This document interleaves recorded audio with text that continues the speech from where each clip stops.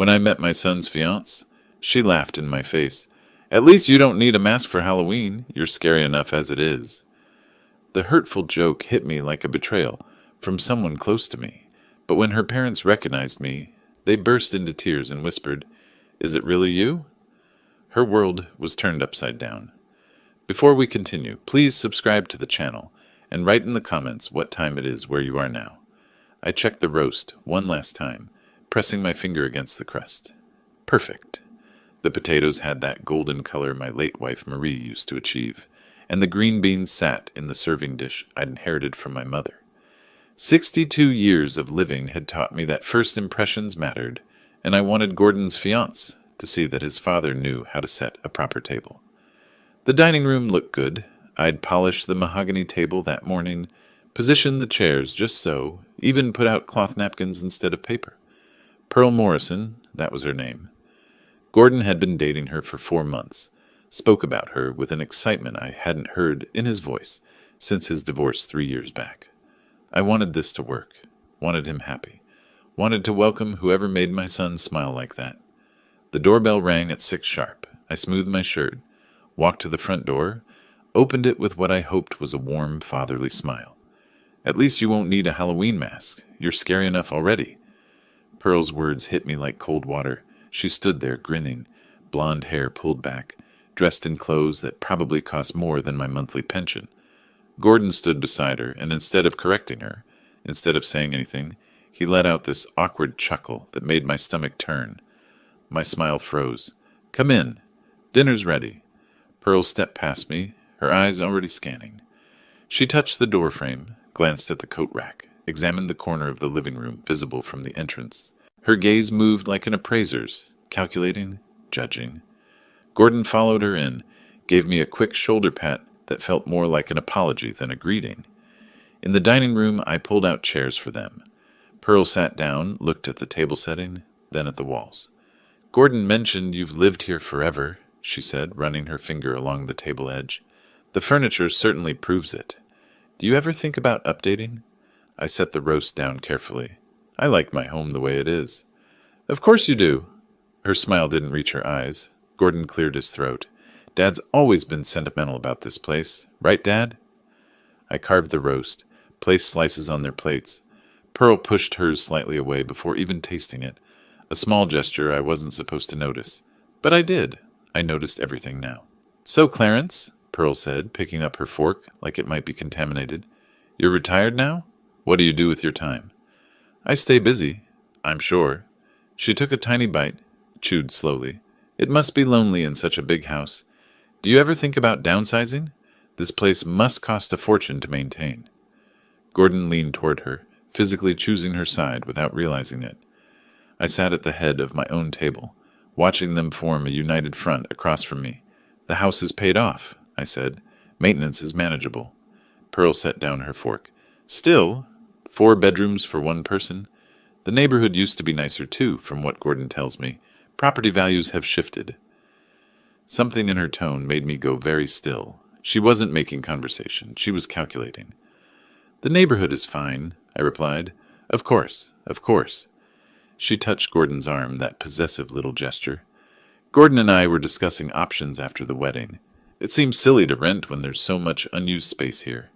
We could really breathe new life into this place." There it was, the real reason for this dinner. She wasn't here to meet me. She was here to stake her claim. I looked at Gordon. He wouldn't meet my eyes. "This is my home," I said quietly. Pearl's smile widened. "Of course it is. For now." The silence that followed felt like standing on the edge of something dangerous. I could feel my hands wanting to shake, feel the anger building behind my ribs, but I'd spent 30 years running into burning buildings while staying calm. I knew how to control myself. I stood up. "Thank you both for coming. I think we're done for tonight." Gordon's head snapped up. "Dad, we just got here." I said we're done. Pearl's expression shifted, annoyance flashing across her face before she smoothed it away. She stood, gathered her purse with deliberate movements. "Well, I suppose we know where we stand." Gordon looked between us, confused, like he couldn't understand why his father was ending the evening, like he hadn't heard every insult his fiancée had delivered. like he hadn't laughed when she called me scary. I walked to the front door, opened it. The March evening air felt cold against my face. Pearl walked out first, her heels clicking on the porch. Gordon hesitated. "Dad?" "Good night, Gordon." He left. I closed the door, turned the lock, stood in the sudden silence of my house. My hands were shaking now. I let them. In the kitchen, the dinner I'd spent hours preparing sat cooling on the table. Pearl's plate was still full, pushed away like garbage. I cleared the table slowly, scraping her barely touched food into the trash. Washed each dish with precise, controlled movements. My jaw hurt from clenching it. The woman had walked into my home and cataloged everything I owned, like she was already planning where to hang her pictures. And my son had sat there and let her do it. I dried the last plate, put it away, turned off the kitchen light, stood in the darkness of my living room, too angry to sleep, replaying every moment. Her smirk, Gordon's weak chuckle, her casual mention of unused space, like I was just an inconvenient obstacle between her and my property. The anger settled into something colder, sharper, understanding. This woman didn't see a person when she looked at me. She saw an asset to be acquired. I never went to bed that night. Sat in my recliner in the dark, watching streetlights paint shadows across the ceiling, hearing Pearl's voice on repeat. "At least you won't need a Halloween mask." Every time I closed my eyes, I saw Gordon's face, that nervous chuckle, the way he'd leaned toward her instead of defending me. By the time dawn light crept through the curtains, I'd replayed the evening 24 times. Each replay made it clearer. This wasn't about family. This was about real estate. The phone rang at 8:30. I looked at the caller ID. "Gordon," I answered. "Yes." "You embarrassed us last night." His voice was tight, accusatory. "Pearl was trying to connect with you, and you just shut down. What's your problem?" "My problem is being insulted in my own home." "She was joking. You're too sensitive. You need to apologize." Something in my chest went quiet and cold. "No, I don't." "Fine." He sounded like a teenager, petulant. "Don't expect to hear from us for a while." He hung up. I set the phone down, looked at my hands. Steady now. The shaking from last night had burned itself out, left something harder in its place. The week that followed felt strange. I kept my routine. Morning walk, grocery shopping on Tuesday, coffee at the diner on Thursday. But Gordon's absence sat in everything I did. I drove past his apartment twice. Didn't stop. Didn't call. Just drove past, looking at the windows, wondering if Pearl was in there planning her next move. At night, I sat at my computer, reading. Oregon inheritance laws, estate planning, property rights. The screen's glow hurt my eyes, but I kept reading, taking notes in my careful handwriting, highlighting passages about protection from family claims. I was learning the rules of a game I hadn't known I was playing. 7 days after that first call, Gordon called again. Different tone this time, excited, rushed. "Dad, I have great news. Pearl and I are engaged. The wedding's in July." I measured my response. "That's fast." "When you know, you know."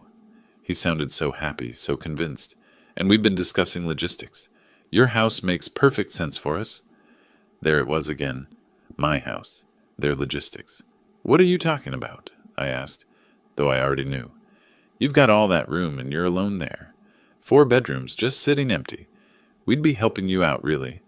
Pearl's already looking at paint colors for the guest rooms." "Those aren't guest rooms," I said. "This is my house." "Don't be selfish, Dad. It's time to think about family." Family. The word tasted bitter. "Let me be clear, Gordon. You and Pearl will not be moving into my house. Not now. Not after the wedding. Not ever." "You can't be serious." "I've never been more serious. This conversation is over." I hung up before he could respond. Sat there holding the silent phone, feeling something shift inside me. I wasn't hurt anymore. I was done being defensive. They wanted to play chess with my life? Fine. But they'd picked the wrong opponent. I walked to my home office, pulled out the filing cabinet. Deed to the house, existing will, bank statements, pension information. I spread everything across the desk, taking inventory. Everything I'd worked for, everything I'd built through 30 years of crawling through smoke and carrying people out of burning buildings. Everything they thought they could just claim because I was old and alone, and supposedly too weak to fight back. I picked up the phone, Called a notary service. I need someone to come to my home. Estate documents. Yes, as soon as possible.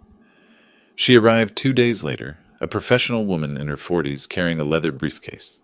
I'd spent those 2 days drafting, researching, preparing. We sat at my dining room table, the same table where Pearl had insulted me, and I signed new documents. Each signature felt like drawing a line in the sand. These changes mean your estate will be handled according to these specific terms, regardless of any family expectations, the notary said, reviewing the papers. Are you certain?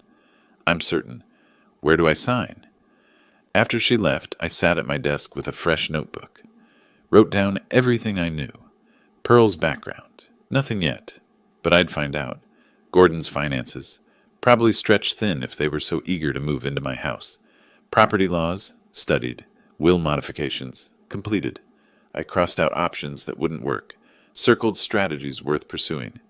By the time I closed the notebook, the afternoon sun was slanting through the windows. My reflection in the dark computer screen looked different. Harder. Calmer. I wasn't the confused host trying to please his son's fiancées anymore. I wasn't the father desperately hoping Gordon would defend him. I was a man who'd spent his life learning how to assess threats, formulate strategies, and execute plans under pressure. I'd pulled people from burning buildings. I'd made life or death decisions in seconds. I'd survived situations that would have broken weaker men. Pearl Morrison thought she could walk into my home, insult me, and take what was mine. She thought I'd roll over because I was old, because I was alone, because she'd convinced my son to choose her side. She was wrong. I opened the notebook again, started writing. Real plans this time, with timelines and contingencies. They wanted war? They'd get one. But it would be fought on my terms, with my rules, and they wouldn't see it coming until it was too late. The phone rang. Gordon again. I didn't answer. Let it ring until the machine picked up. His voice, muffled through the speaker, sounded frustrated. Dad, we need to talk about this. You're being unreasonable. Call me back. I erased the message without listening to the rest. There was nothing left to discuss. They'd made their move. Now I'd make mine. 3 weeks passed quietly. I kept my routines, worked in the garage organizing tools I'd already organized twice, answered calls from old colleagues, but not from Gordon. The silence from my son felt deliberate, like he was regrouping. I knew what was coming. People like Pearl didn't give up. They adjusted tactics. The doorbell rang on a Tuesday afternoon while I was replacing a hinge on my workbench. I wiped my hands, walked through the house, saw Gordon through the front window. Alone, nervous posture, shifting his weight. I opened the door. Can we talk? He asked. I stepped aside, let him in, didn't offer coffee. We sat in the living room, me in my chair, him on the couch. Not comfortable, not social. Whatever this was, it had an agenda. Pearl and I have been planning the wedding, he started, hands clasped between his knees. The venues in Portland aren't cheap. We want to do things right, start our marriage properly. He paused, looked at his hands. I need to borrow $15,000. There it was, clean and direct. I almost respected the approach. That's a significant amount, I said. I know, but your family. This is important. His voice picked up speed like he was working through a script. Pearl is accustomed to a certain lifestyle. Her parents would help, but they've got their own financial situation. We'll pay you back, obviously. Once we're settled. My answer's no. He blinked. What? I live on a fixed pension. That money isn't available. His jaw tightened. Come on, Dad. You could access home equity if you wanted. You just don't want to help us. I don't want to fund a wedding I'm not convinced should happen. Gordon stood up, started pacing. This is exactly what Pearl said you'd do. You're sitting in a house worth $500,000 in this market, and you won't help your only son get married? What are you saving it all for? I stayed seated, kept my voice level. It's mine. I earned it. That's reason enough. Earned it. He said it like an accusation. You worked, sure. But now you're alone here with 4 empty bedrooms, while Pearl and I are cramped in a 1-bedroom apartment, struggling to afford a decent wedding. And you won't what? Hand over my equity because your fiancé is used to a certain lifestyle? His face flushed. That's not fair. Pearl really wants to be part of this family. She's already planning our future here, She found this great designer who specializes in updating older homes while keeping their character. She's thinking long term, Dad. She's thinking about, I stood up, updating my home while I'm still living in it? Gordon froze. He'd said too much, and he knew it. She was just looking ahead, he stammered. Making plans for when, eventually. Eventually I'll die, and she'll redecorate. I walked to the desk drawer, pulled out the folder I'd prepared weeks ago, set it on the coffee table between us. Since we're discussing my assets, you should know I've revised my estate plan. He stared at the folder like it might bite him. When I die, this house will be sold. The proceeds go to the Portland Firefighters Benevolent Fund. His face went white. You're cutting me out of your will? I'm ensuring my property serves people who respect what it represents. People who understood what it took to earn it. This is insane. His voice cracked. You're doing this because you don't like Pearl? Because she made a bad first impression? I'm doing this because she's shown me exactly who she is, and you're too busy defending her to see it. Gordon grabbed the folder, flipped it open. Official papers, notary seals, foundation information. His hands shook. She was right about you, he said quietly. She said you'd never accept her. Said you'd find ways to punish us. I walked to the front door, opened it. This conversation is over. Dad, leave, Gordon. He stood there, folder clutched in his hands, looking between me and the open door. Finally, he walked out. I watched him cross the lawn to his car. He didn't get in immediately. Instead, he leaned against the driver's door, talking. I stepped closer to the window, saw the phone pressed to his ear. No, not to his ear. On speaker, resting on the car roof. She'd been listening. The whole time. Pearl had been on that phone, hearing everything. Gordon pulled the phone down, said something into it I couldn't hear. Then he looked back at my house, and even from this distance I could see his expression. Angry, confused, hurt. He got in the car. But before he did, I caught a glimpse through his windshield. Pearl's face on the phone screen, visible for just a moment. Her expression wasn't confused or hurt. It was calculating. I closed the door, locked it, walked back to the living room, stood looking at the coffee table where the folder had been. Gordon had taken it with him. Good. Let him show Pearl every page. Let her see the notary seal, the charity's address, the lawyer's signature. Let her understand that her entire strategy had just collapsed. I returned to the garage, picked up my tools, finished the hinge repair. My hands were steady. No anger, no regret. Just the calm that comes from knowing you've made the right move at the right time. They'd wanted my house. They'd planned for it, counted on it, built their future around it, and I'd just shown them it would never be theirs.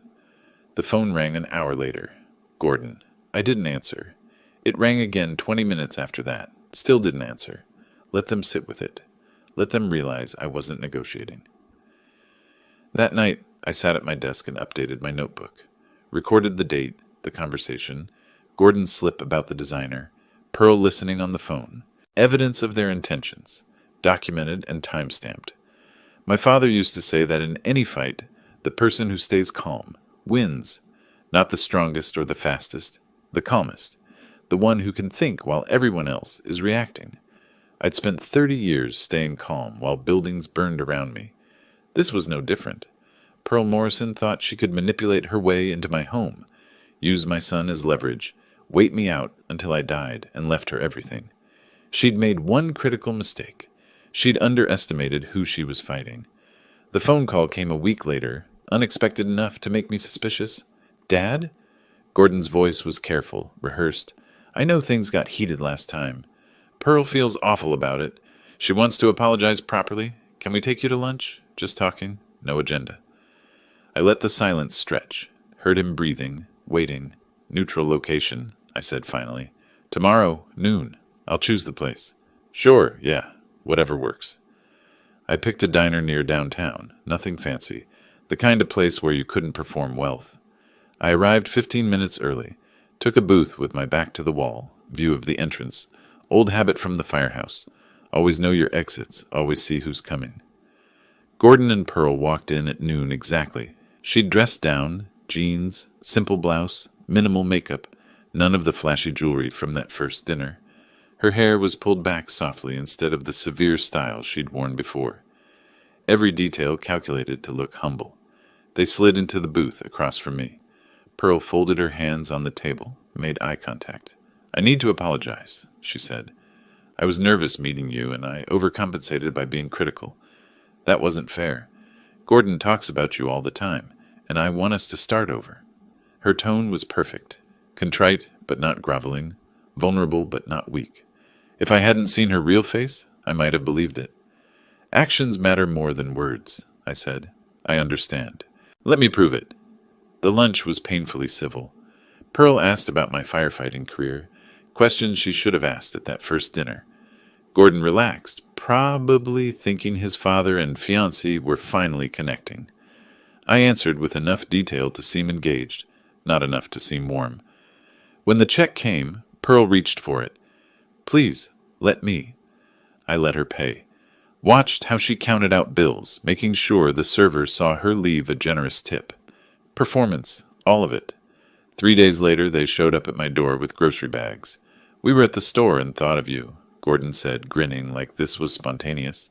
It wasn't. The bags contained expensive items I'd never buy myself: imported olive oil, artisan bread, organic vegetables. Pearl moved through my kitchen like she was trying on the space, putting things away, making helpful comments about my organizational system, complimenting the tile backsplash she'd probably criticized to Gordon in private. "This kitchen has great bones," she said. "You just don't see craftsmanship like this anymore." They stayed an hour. Pearl was warm, engaged, asked about my neighbors. When she left, she hugged me. Brief, appropriate, not too familiar. Gordon looked hopeful. The visits continued. Once a week, then twice. Sometimes with groceries, sometimes offering to help with yard work. Gordon knew I didn't need help with. Pearl's performance was consistent, but I watched for the cracks. They came. Standing at my front window during one visit, looking out at Tom's yard across the street, Pearl said, "Your neighbor really should do something about that yard.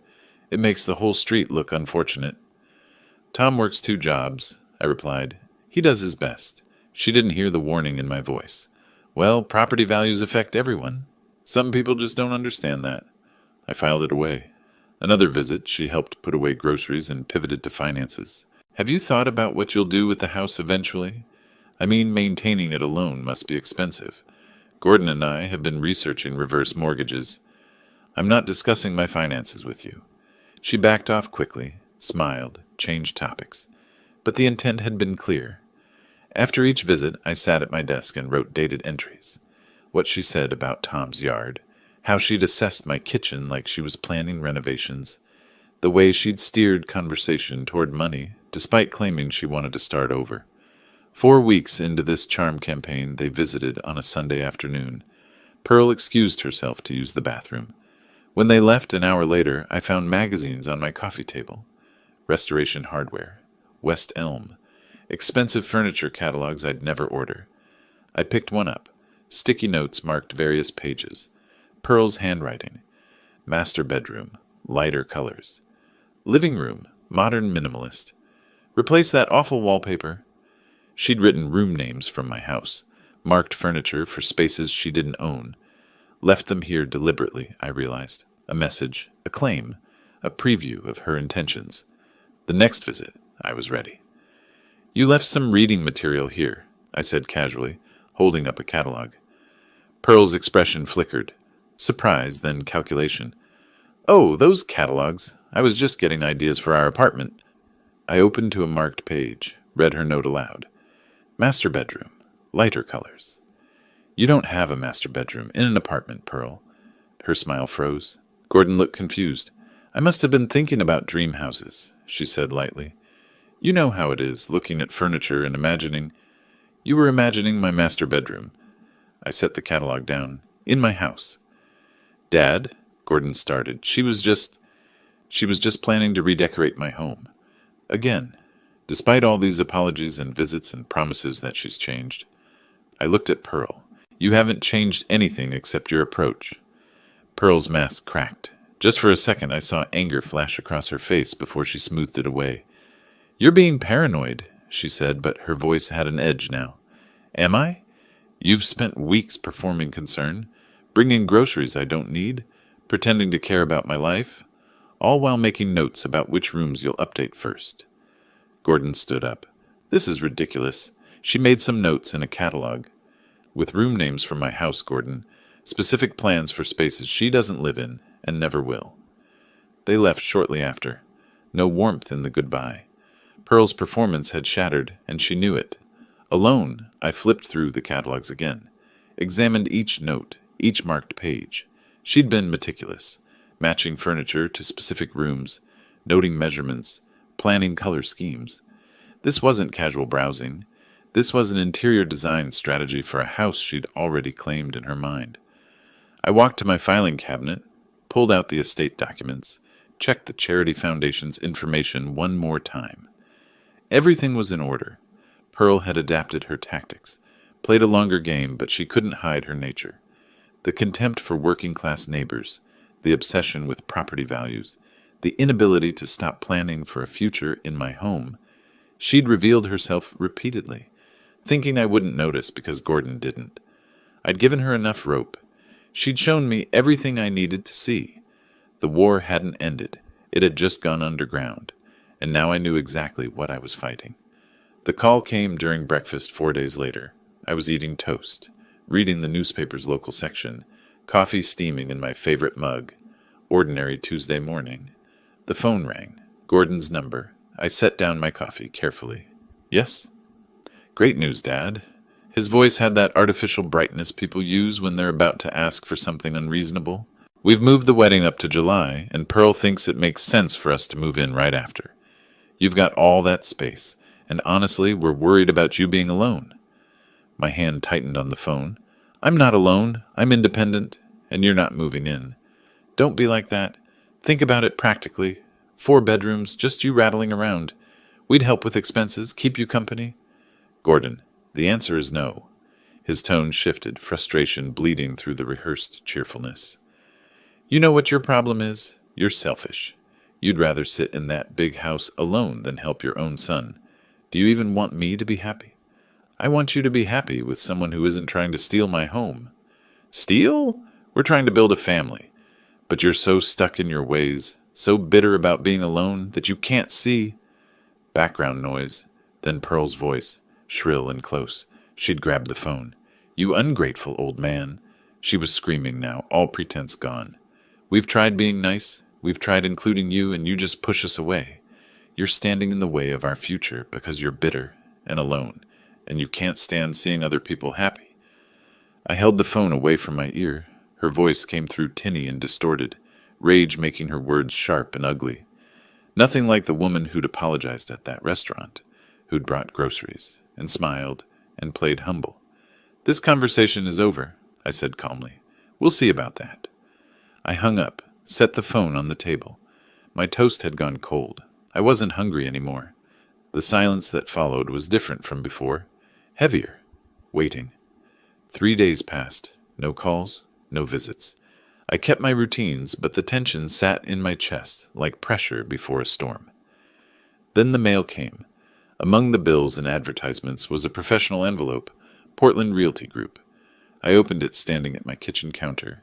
Dear homeowner, thank you for your interest in our property evaluation services. Per your request, through Ms. Pearl Morrison, we've prepared a preliminary market analysis for your property at... I read it twice. The estimated value, $540,000. The request date, 3 weeks ago. Right in the middle of Pearl's charm offensive, when she'd been visiting with groceries and smiles and furniture catalogs. She'd been pricing my house, while pretending to apologize, while bringing me food, while performing concern. She'd been researching what my property was worth, planning to sell it, calculating her profit. I picked up the phone, called the real estate agency. A woman answered, professional and pleasant. I'm the homeowner at this address, I said. I never authorized this appraisal. A pause. Our records show Pearl Morrison contacted us on behalf of the family. She said you'd agreed to explore options for estate planning purposes. I agreed to nothing. Send me all correspondence related to this request. Every email, every note, every document. Of course, sir, I apologize for any confusion. We'll send everything today. I hung up, stood in my kitchen holding that letter, feeling something cold and final settle into place. She hadn't just wanted my house. She'd already been planning what to do with it after she had it. Researching market value, contacting agents, building her strategy while serving me organic vegetables and acting like she cared. I drove downtown that afternoon to an office building I'd researched days before. Rebecca Chen, attorney at law.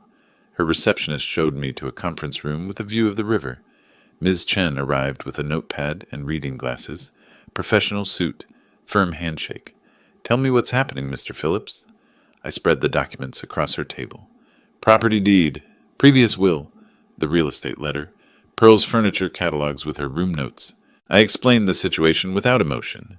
Gordon's engagement, Pearl's behavior, the dinner insults, the money request, the false reconciliation, the property inquiry. She took notes in neat shorthand, asked pointed questions, examined each document. "What you're describing is financial exploitation positioning," she said finally. "She's laying groundwork to claim interest in your property. The fact that she's already researching market value suggests she's planning well ahead. Can she succeed? Not if we document properly.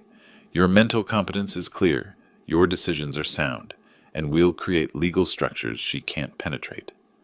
Over the next hour, she outlined strategies: living trust amendments, transfer on death deed updates, documentation proving sound mind and absence of undue influence, beneficiary confirmations with the charity foundation, letters to Gordon explicitly stating his non-inheritance status regarding the property. Every page designed to close doors Pearl thought she could use. "She'll have no standing to contest anything," Ms. Chen said.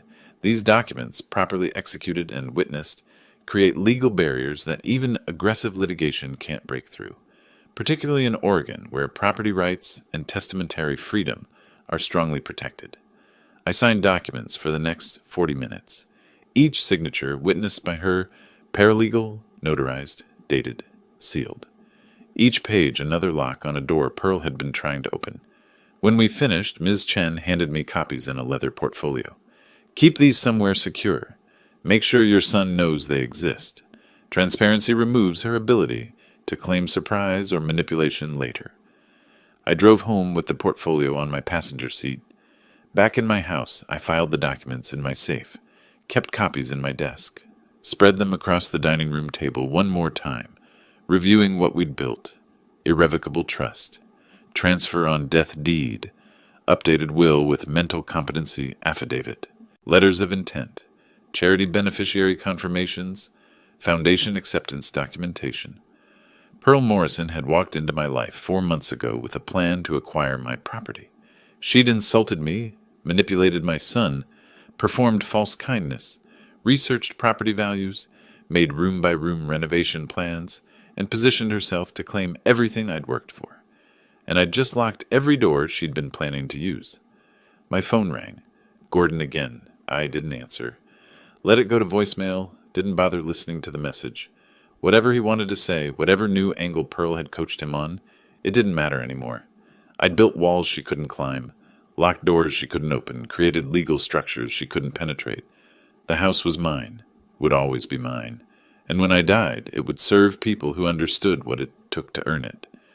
She'd played a long game, but I'd played a better one. A week passed in careful silence. I worked in my garage, tended my small vegetable garden, had coffee at the diner with Tom from across the street, settled into the idea that my relationship with Gordon might be permanently severed. It hurt less than I expected. Maybe I'd been preparing for it longer than I realized. The phone rang on a Tuesday afternoon. Gordon's number. I almost didn't answer. "Dad," his voice sounded exhausted. "I know you're angry. I know Pearl crossed lines. But the wedding's in 3 weeks, and I can't get married with this tension." I said nothing. Let him fill the silence. "Pearl's parents, Thomas and Donna, they're good people. Maybe if we all meet, we can find some understanding. One more dinner, please. If this happens, it's in a restaurant," I said, neutral ground. "Having them come to your home would mean something. It shows you're willing to include her family in your space. Please, Dad, let them see who you really are." I thought about it, weighed the risk of another disaster against the slim possibility of reaching Gordon one last time before this marriage locked him in. "I'll do this dinner," I said finally, "but understand, This is the last attempt. No more negotiations, no more chances. After Saturday, we'll both know where we stand. I understand. Relief flooded his voice. Thank you for giving us this. Don't thank me yet. Truth has a way of emerging at these gatherings. We set it for Saturday evening, 6 o'clock. Gordon would bring Pearl.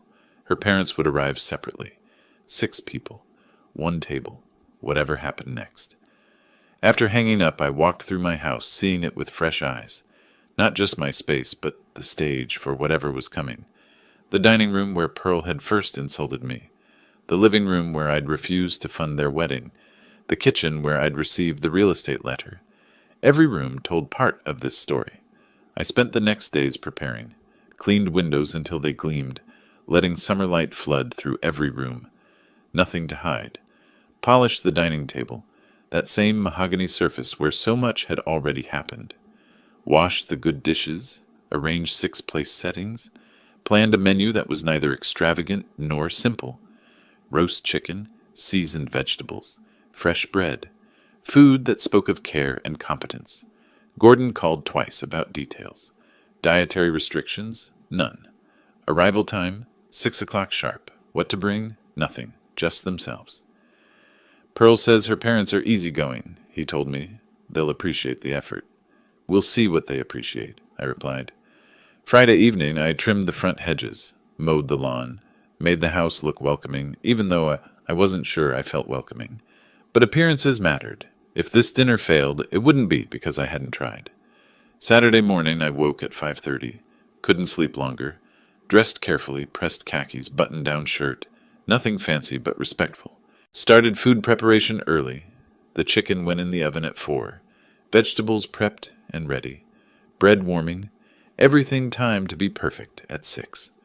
By 5 o'clock, the house smelled like a real dinner should. Warm, inviting, home-cooked. I checked the dining room one more time. 6 places set. Napkins folded. Water glasses positioned. Wine ready if anyone wanted it. I stood in that dining room, hands in my pockets, looking at the prepared table. 6 chairs. 6 people who'd be sitting here in an hour, each with their own agenda, their own version of what should happen. Gordon wanted peace, wanted his father and his future wife to coexist somehow.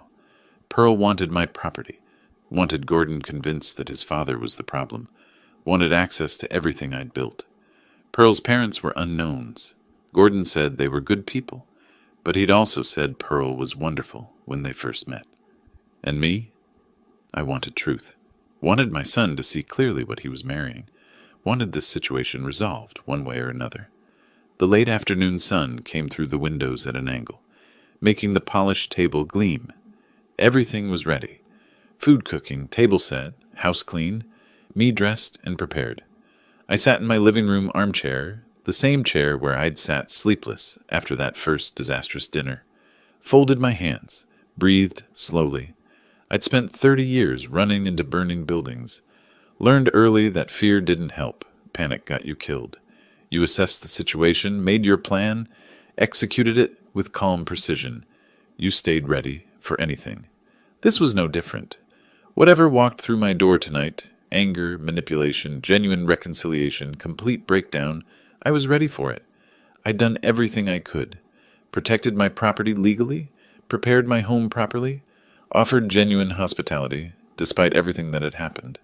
The rest was up to the people who'd sit at that table. My watch showed 5:45, 15 minutes. I stood, walked to the kitchen, checked the chicken one last time.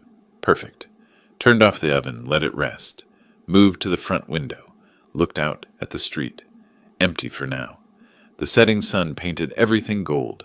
My lawn, my hedges, my house. The home I'd worked 30 years to own, maintained for 3 decades since, protected with every legal tool I could find. Tonight would change something fundamental. Either Gordon would finally see what I'd been trying to show him, or we'd end whatever remained of our relationship. Either Pearl's parents would reveal something useful, or they'd be more people I had to keep at arm's length. Either way, by the time everyone left tonight, we'd all know exactly where we stood. I returned to my armchair, sat quietly, hands folded, breathing steady, ready. Headlights swept through my front window at 5:40. I checked my watch. 20 minutes early. Unexpected. I took a breath, set down the dish towel I'd been using to wipe already clean counters, walked to the door. Gordon and Pearl stood on my porch. He held a wine bottle. She wore a cream-colored dress I hadn't seen before, and both had matching smiles that looked rehearsed in his bathroom mirror. "We know we're early," Gordon said, shifting his weight like a kid caught sneaking dessert. Pearl was ready, and I figured we could help with last-minute things. I stepped aside. "Come in." Pearl entered with her performance already running. "Clarence, the house looks absolutely lovely. You've gone to so much trouble." She touched my arm lightly as she passed, a gesture of affection that felt calculated even in its spontaneity. "It's no trouble." I took their coats, hung them in the hallway closet, accepted the wine Gordon handed me. Expensive label, probably Pearl's choice. "See?" Gordon's relief was palpable. "I told you this would be good." We moved to the kitchen. I pulled the chicken from the oven, perfectly browned, timing immaculate despite their early arrival. Gordon immediately started making himself useful, carrying serving dishes to the dining room, arranging things on the sideboard. Pearl positioned herself at the counter, found the bread basket without asking where it was, started slicing the loaf I'd left on the cutting board.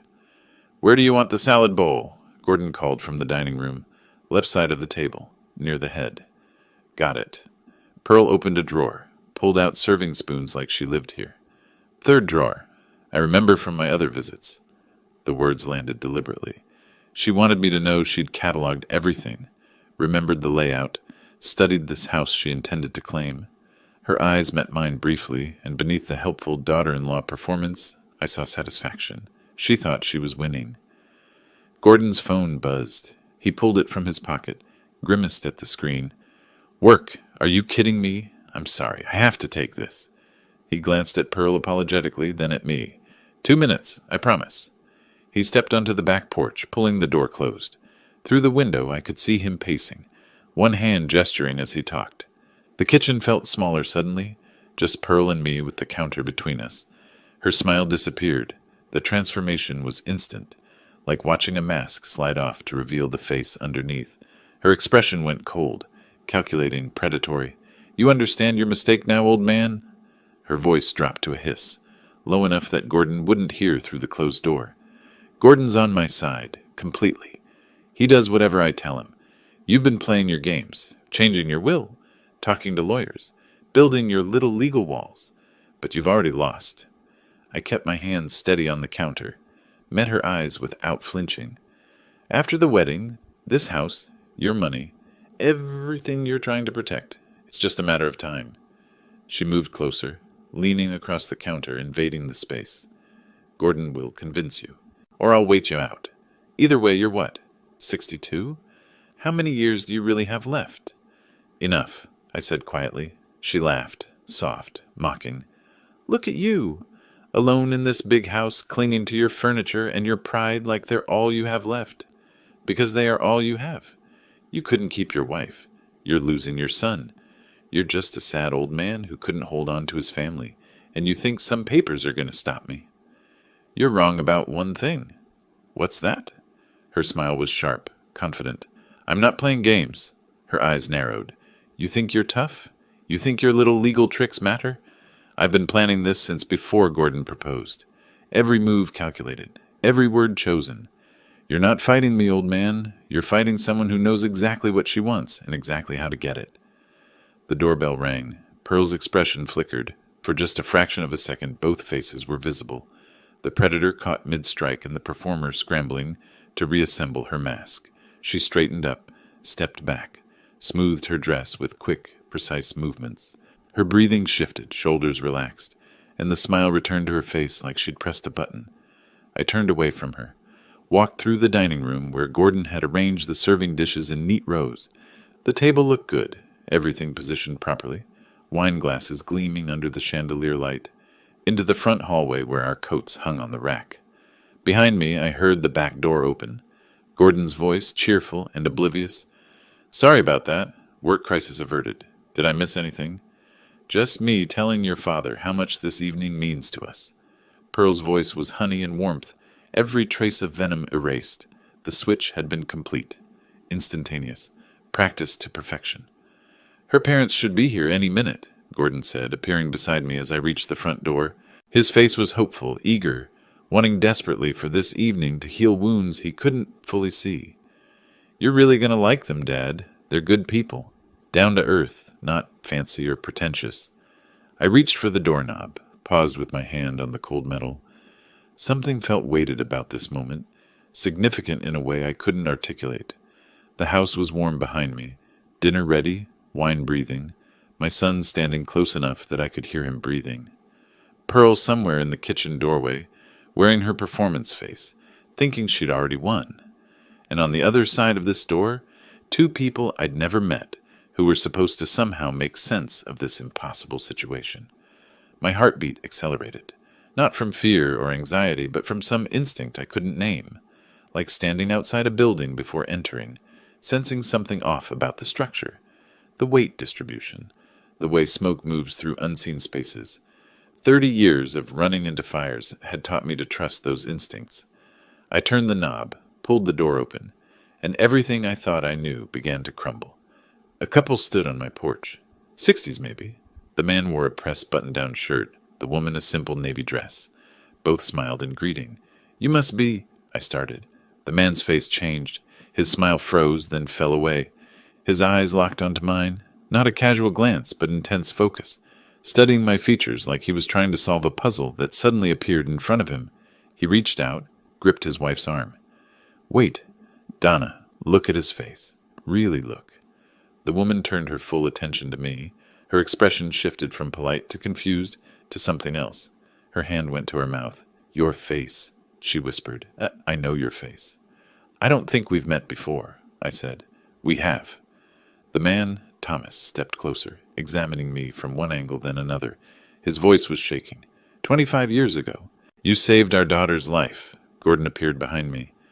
What? Dad, what's he talking about?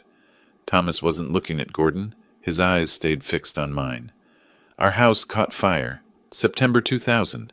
We got out, but Pearl hid. She was only 7. Terrified, hid in a closet upstairs. Everything slowed down. Pearl, 7 years old. Fire. You went in when other firefighters said it was too dangerous. Donna's voice broke. Tears were streaming down her face. You brought her out. She was unconscious from smoke, but you saved her. I saw your face that day, Thomas continued, covered in soot, exhausted, but you were holding our little girl. I'll never forget it. The building partially collapsed right after you came out. You could have died saving our daughter. My mind was racing backward. September 2000. 25 years ago. House fire on the east side. Family escaped, but dispatch said child still inside. Structure unstable. Captain ordered us to wait for backup, but there was no time. I'd gone in anyway. Found her in a bedroom closet, unconscious. Carried her out seconds before part of the ceiling came down. Pearl, I said slowly. Your daughter Pearl is... Our Pearl. Donna reached for my hands, gripped them hard like she needed to confirm I was real. The little girl you rescued. She has scars on her back and arms from that fire. You gave her a future. You gave us our daughter back. Movement from the kitchen doorway. Pearl emerged, drawn by the voices still wearing that fake smile. What's going on? Then she heard Donna's words. The firefighter who saved our daughter 25 years ago. Pearl stopped walking. Her smile cracked. The fire... Her voice was barely audible. I remember strong arms, someone carrying me. She looked at me, really looked at my face. Her eyes went wide. The firefighter's face through the smoke. Her voice broke. It was you. She stared at me, and I watched recognition slam into her like a physical force. Her expression cycled through confusion, realization, horror, shame. Her face went white. You saved me? She whispered. Then her legs gave out. She dropped to her knees on my living room floor, hands covering her face. A sound came from her throat, something between a gasp and a sob. What have I done? Her whole body was shaking. I didn't know. I'm so sorry. I didn't know. The room was frozen, Thomas and Donna still gripping my arms, tears on both their faces. Gordon standing near the dining room, mouth open, speechless. Pearl on the floor, sobbing into her hands. And me in the center, trying to process what was happening. This woman, This cruel, entitled woman who'd insulted me, manipulated my son, tried to steal my house, called my face scary, mocked my age and loneliness. She was the 7-year-old girl I'd carried out of a burning building 25 years ago, the child whose unconscious weight I'd felt in my arms as I stumbled through smoke, who I'd handed off to paramedics before collapsing from smoke inhalation myself. "Dad," Gordon's voice sounded far away. "You never told me you were a firefighter. You never mentioned—" "It was my job," I heard myself say. "I did my job." "You did more than your job." Thomas's voice was thick with emotion. "You risked your life. We moved to Seattle right after. Too many memories in that house, that neighborhood. But I've thought about you every day for 25 years. Wondered who you were, if you knew what you'd given us." Donna was crying harder now. "We tried to find you afterward, but everything was chaos. And we were so focused on Pearl's recovery. The burns, the trauma, the nightmares.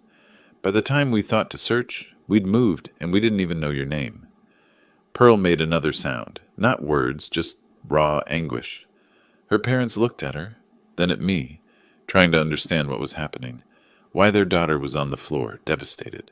"Pearl," Donna said gently. "Honey, what's wrong? This is wonderful. We finally found him. We can finally think." "She didn't know who I was," I said quietly. The words hung in the air. Thomas and Donna looked between Pearl and me, confusion replacing their joy. "She's been trying to take my house," I continued. My voice sounded flat, distant, insulting me, manipulating Gordon, planning to move in after the wedding.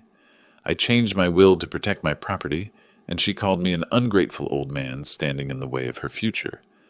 Silence, complete silence. Pearl's sobs were the only sound. She was curled on herself now, face hidden, shoulders heaving. "The first time we met," I said, looking at Thomas and Donna, "she told me I didn't need a Halloween mask because my face was scary enough already." Donna's hand went to her throat. Thomas went pale. "I didn't know," Pearl managed through tears. "I swear I didn't know it was him. I didn't remember his face clearly, just shadows and smoke and someone carrying me. If you'd known, would you have been different?" The question came out harder than I intended. "Or would you have just used it differently?" She looked up at me then. Her face was destroyed, makeup running, eyes red, expression shattered, and for the first time since I'd met her, I saw something genuine. "I don't know," she whispered. "I was so angry. About the scars, about the nightmares, about being weak and scared. I spent my whole life proving I was strong, that I couldn't be hurt, and I became—" Her voice broke. "I became cruel." Gordon finally found his voice. "Dad, why didn't you ever tell me you were a firefighter?" I looked at my son, because I left that life behind when your mother got sick, and after she died, talking about the past felt like opening wounds that hadn't healed. "But you saved lives. You saved Pearl's life." "I saved a lot of lives," I said quietly. "It was my job for 30 years. I didn't know what happened to most of them afterward. Didn't know their names or their futures. Did my work and went home." Thomas was staring at me like I was something sacred. "You gave us 25 more years with our daughter. Watched her grow up, graduate, find Gordon. Every moment we've had with her. We owe you." Pearl made another broken sound. I stood there, surrounded by crying people, feeling like the ground had shifted beneath my feet. Everything I'd thought I understood about this situation had just been rewritten. The antagonist was someone I'd saved. The enemy was someone who owed me her life, and I didn't know what that changed. Character count, 5,996, Part 9. The full story, I needed to move. Standing in the hallway with everyone frozen in shock wasn't sustainable. "Let's sit down," I said, my voice cutting through the emotional static. I guided them toward the dining room. Thomas and Donna moved first, still holding each other, taking seats on one side of the table. Gordon helped Pearl up from the floor. She was shaking, unsteady, and led her to a chair across from her parents. She sat, but wouldn't look up, arms wrapped around herself like she was trying to hold her pieces together. I remained standing until everyone else was seated, then took my place at the head of the table. The food I'd prepared sat cooling on the sideboard, forgotten. None of us were thinking about dinner anymore. "Tell me what happened that night," I said to Thomas. He nodded, took a breath. September 2000. The smoke alarm woke us at 2 in the morning. By the time we got out of bed, flames were already consuming the first floor. Electrical fire, faulty wiring in the walls. His hands moved as he spoke, showing the configuration of their old house, the height of the flames. We got out through the back door, made it to the lawn. That's when we realized Pearl wasn't with us. Donna's voice broke as she continued. She'd been sleeping in her room upstairs. When the alarm went off, she panicked. Instead of coming to us, she hid. That's what 7-year-olds do when they're terrified. They hide. The firefighters arrived fast, Thomas said. Maybe 6 minutes. But the structure was already unstable. The captain was setting up, organizing the approach. We kept screaming that our daughter was inside, upstairs, but he said they had to wait for backup. The building could collapse. I remembered. Station 12, East Side. 2 a.m. call. Captain Morrison, different Morrison, no relation, had been cautious. By the book. Smart firefighting. Then one firefighter just went in. Thomas's voice shook. The captain was shouting at him not to go. Said the structure was compromised. But he went anyway. You went anyway. The memory surfaced, sharp and clear after 25 years of being buried. I'd been with Portland Fire for 7 years then. Young enough to think I was invincible, experienced enough to know better. But there was a child in that building. You disappeared into the smoke, Donna said, tears streaming down her face. We waited. It felt like hours, but was probably 3 minutes. Then you came out, coughing, covered in soot. You were carrying Pearl. She wasn't moving. I remembered the weight of her. 7 years old, unconscious, limp in my arms. The beam that fell behind me as I descended the stairs, missing me by maybe 2 feet. The captain's face when I emerged. Fury and relief, fighting for dominance. The paramedics worked on her right there on the lawn, Thomas continued. You stayed until they got her breathing properly. You had burns on your arms and face. He gestured to my forearms, and I realized he could see the scars there, faded but permanent. But you wouldn't leave until you knew she'd be okay. The captain was furious with you, Donna said. But you just said, she's 7 years old. I wasn't waiting. Pearl made a sound, half sob, half gasp. Her hand went unconsciously to her shoulder blade, touching through her blouse where I knew scars lay hidden. We moved to Seattle 3 weeks later, Thomas said. Pearl was in the hospital for 2 weeks, then recovering. The house was destroyed. The insurance paid out, but we couldn't stay in that neighborhood. Too many memories, too much trauma. We tried to find you before we left, but everything was chaos, and we didn't even know your name, just that you were the firefighter who saved our daughter. I looked at Pearl. She was curled forward, face hidden, shoulders shaking. Pearl, I said quietly, look at me. She raised her head slowly. Her face was destroyed, makeup running, eyes swollen, expression raw. Tell me why, I said. Why did you become this person? Her voice came out broken, barely audible. I've spent 25 years trying to pretend that fire didn't define me. I covered the scars with makeup and clothing. I never talked about what happened. I built this persona of someone strong and in control. Someone who couldn't be hurt. But it was fake, Donna said gently. It was all fake. Pearl's hands twisted in her lap. I was terrified people would see me as damaged. So I made myself seem untouchable. Superior. Better than everyone else. If I was the one looking down on people, they couldn't look down on me first. And in doing that, I prompted, I became cruel. The words came out like a confession. I became exactly the kind of person who shouldn't exist in the world. The kind of person I should have been grateful wasn't in my life when I was recovering. Gordon spoke for the first time since we'd sat down. Pearl, why didn't you tell me about any of this? She looked at him, fresh tears spilling, because I didn't want you to see me as broken. But I would have understood. I didn't want understanding, her voice cracked. I wanted to be seen as strong, perfect, someone who had everything together. And look what that turned me into. Look what I did to your father. The silence was heavy. I stood up. Everyone's eyes followed me. I went into that fire to save a child who deserved a chance at life, I said, my voice steady and clear. A child who was innocent and scared and needed help. I'm disappointed that child grew into someone who would treat others with cruelty and contempt. Someone who would try to take what isn't hers, who would manipulate and insult and mock.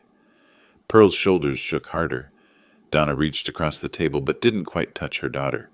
But, I continued, I see genuine remorse now. Not performance. Actual understanding of what you've done. So I forgive you, Pearl. Her head snapped up, eyes wide with disbelief. However, I said, and my tone firmed, forgiveness isn't the same as trust. Respect isn't given automatically just because we share history. It has to be earned. If you want to be part of this family, you'll need to show through actions, not words, that you've changed. That the person you were at 7, the one who deserved to be saved, is someone you're willing to become again. The words hung in the air. Pearl stared at me, then slowly nodded. Unable to speak through her tears, I sat back down. The dinner I'd prepared would go uneaten tonight, but something more important than food had been served. Truth, recognition, the possibility of transformation. Gordon reached for Pearl's hand. She gripped it like a lifeline.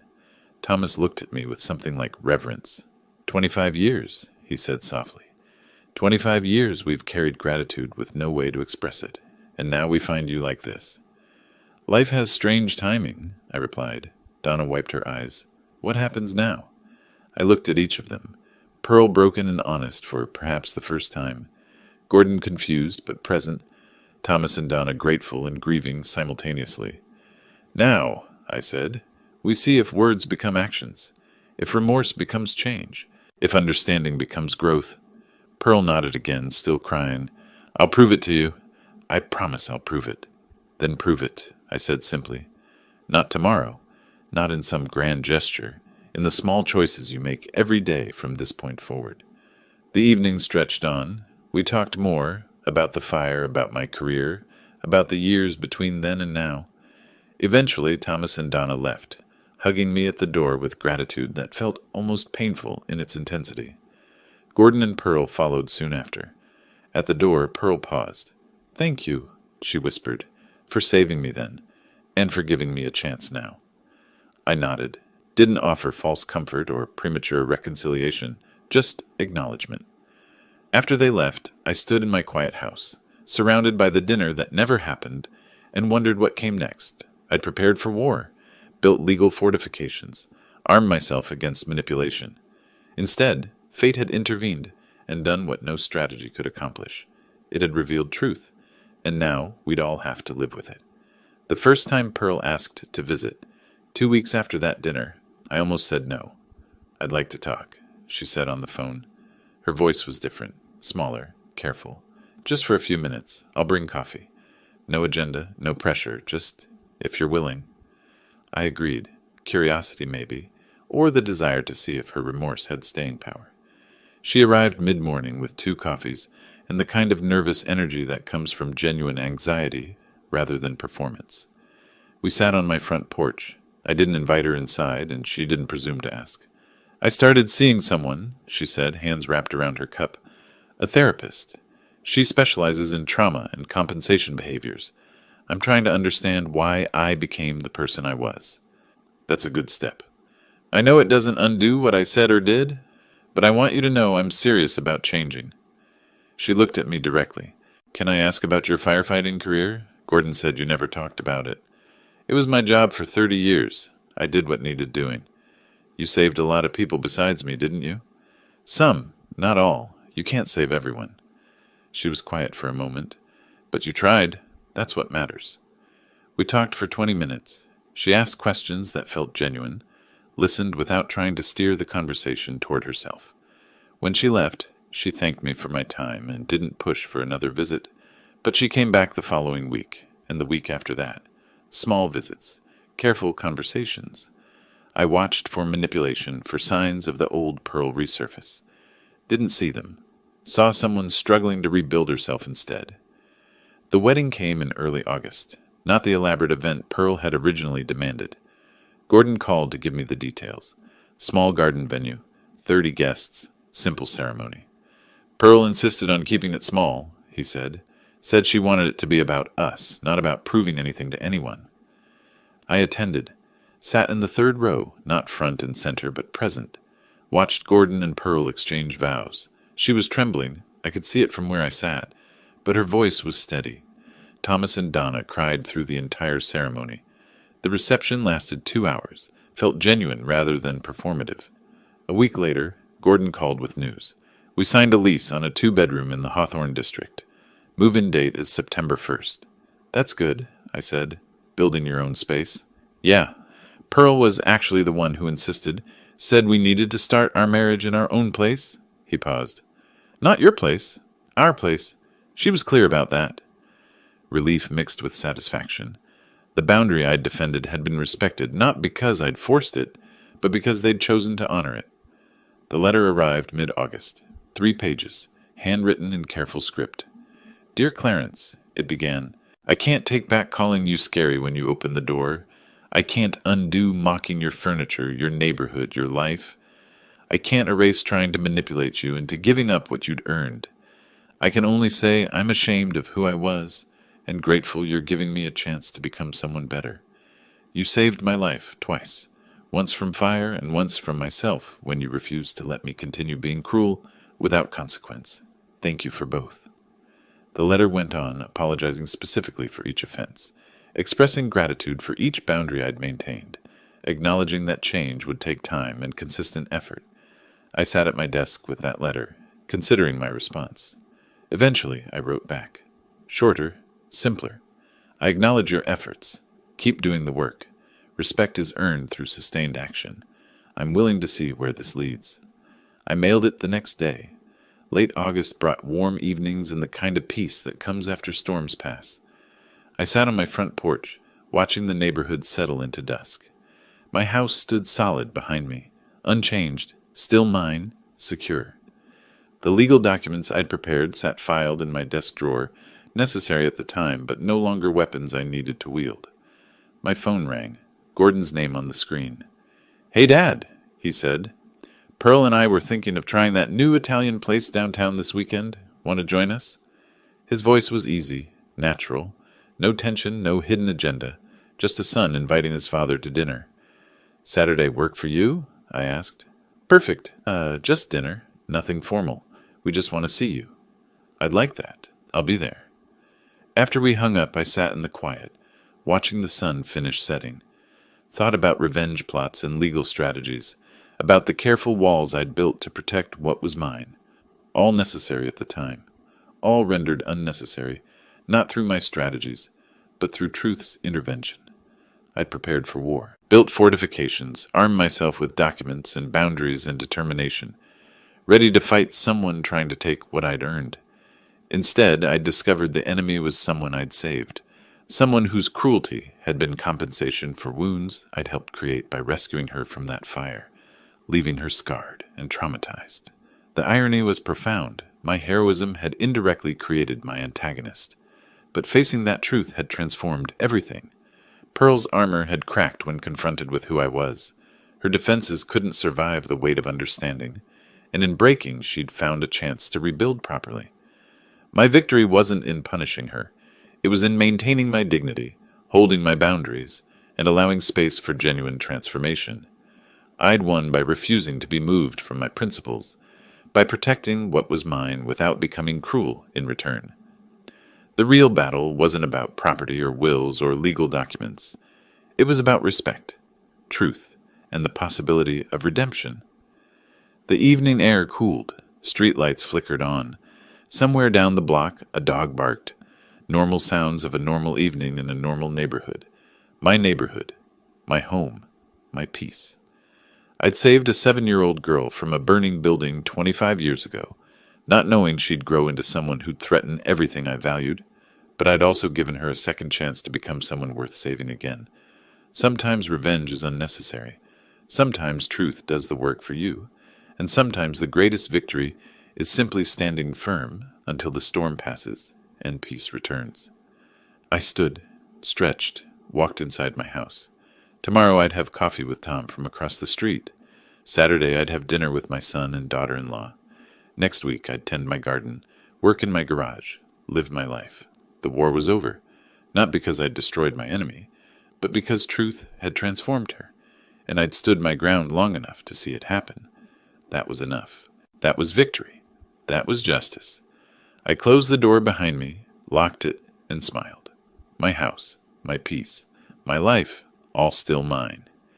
If you like this story, please like this video, subscribe to the channel, and share your impressions of this story in the comments. To listen to the next story, click on the box on the left. Thank you for watching.